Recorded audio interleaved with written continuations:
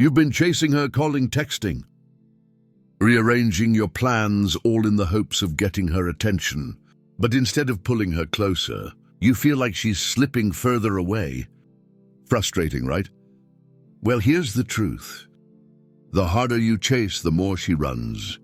But what if I told you that stopping, yes, stopping, is the key to flipping the script entirely?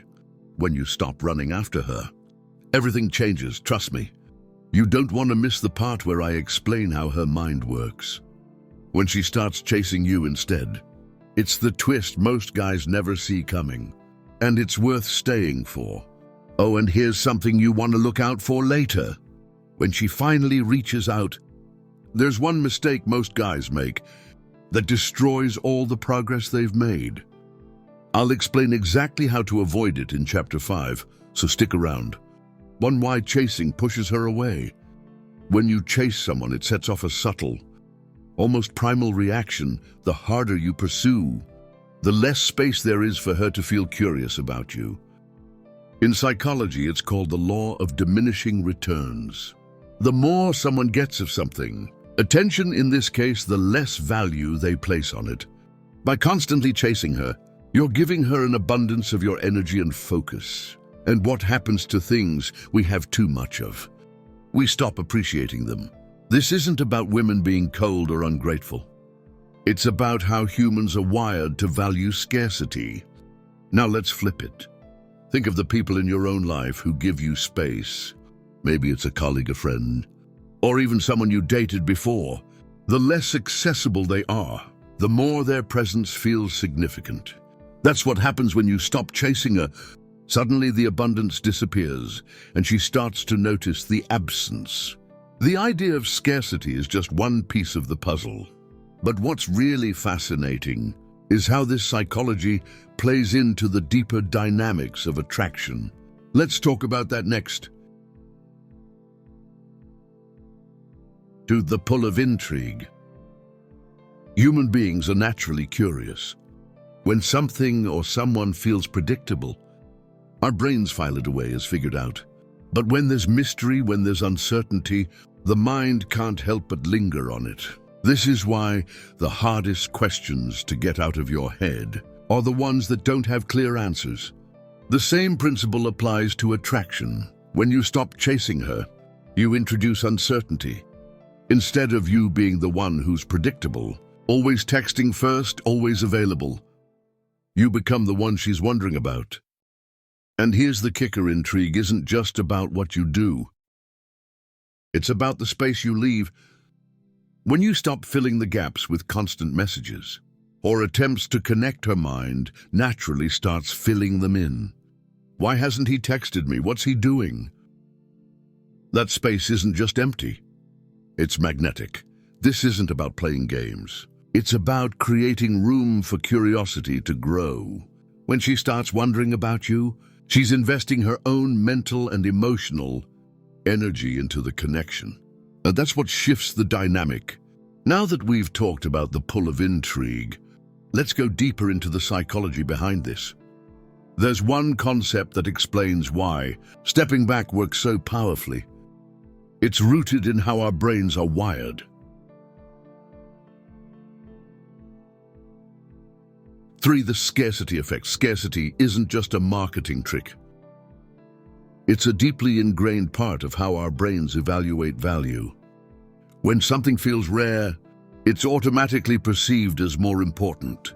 It's why people camp outside for the latest phone release, or obsess over limited edition sneakers.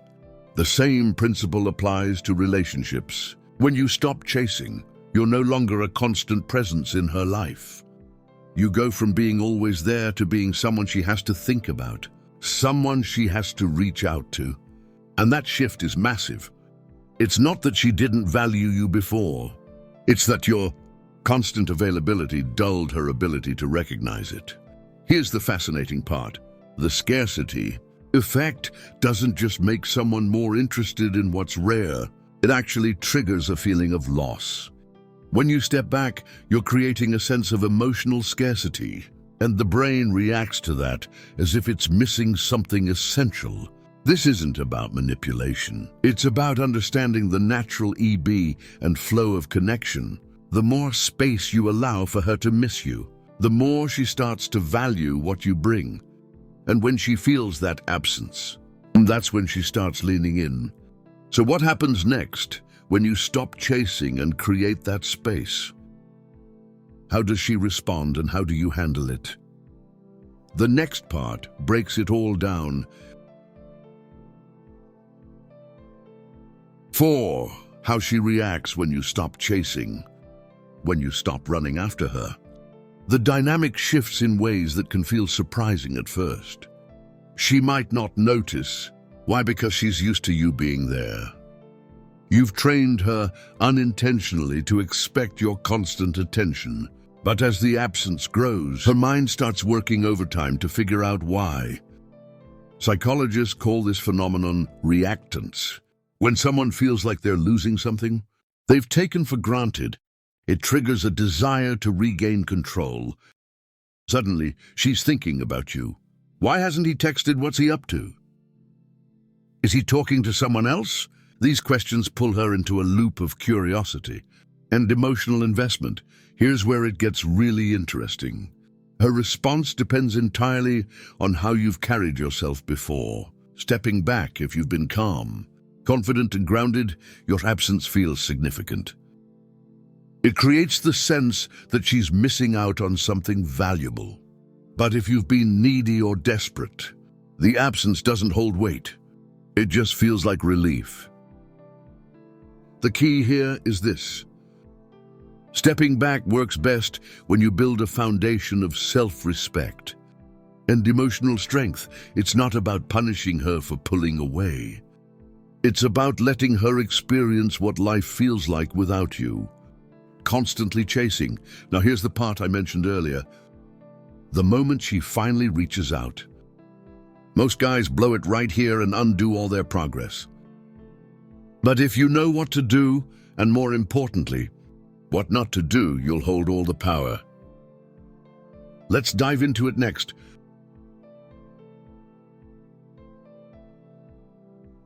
5. The power of not reacting. When she finally reaches out, it's tempting to dive back in with the same energy you had before. But here's the thing, the power isn't in what you say or do. It's in how you respond. Imagine this. You've created space and now she's texting you out of the blue, asking how you've been or why you've been distant. This is her testing the water, seeing if she still holds the same control over your attention. If you respond with over-eagerness, answering instantly, flooding her with questions, you undo everything instead. This is your chance to show her the version of you she's been missing. Keep your tone calm, your responses measured. Let her see that you're not the same guy she took for granted. This doesn't mean playing games or ignoring her. It means showing her that your world doesn't revolve around her. Here's where the psychology deepens. When you don't react emotionally, it creates a sense of stability and intrigue. She starts to wonder what's changed about him. Why isn't he acting the way he used to? And that's what draws her closer. Staying grounded also allows you to assess her intentions. Is she reaching out because she truly values you? Or is it just an attempt to regain control? By not reacting impulsively, you give yourself the clarity to see the difference. Now that you've mastered the art of staying grounded, it's time to talk about what happens next. How to rebuild the connection on stronger terms. 6. Rebuilding the connection without chasing. The next step is critical. You've stopped chasing, but how do you rebuild without slipping back into old patterns? This is where everything comes together. When the dynamics shift and she starts showing interest again, it's easy to fall back into the habit of overinvesting. But here's the truth. Attraction thrives on balance. Not extremes. Rebuilding the connection means keeping the same principles that created the shift in the first place, instead of rushing back to where things left off. Take things slowly, let her meet you halfway. If she's texting you first, Let the conversation flow naturally, without overwhelming her with attention. If she's asking to meet up, agree, but don't rearrange your entire life to make it happen. Think of this stage as a dance.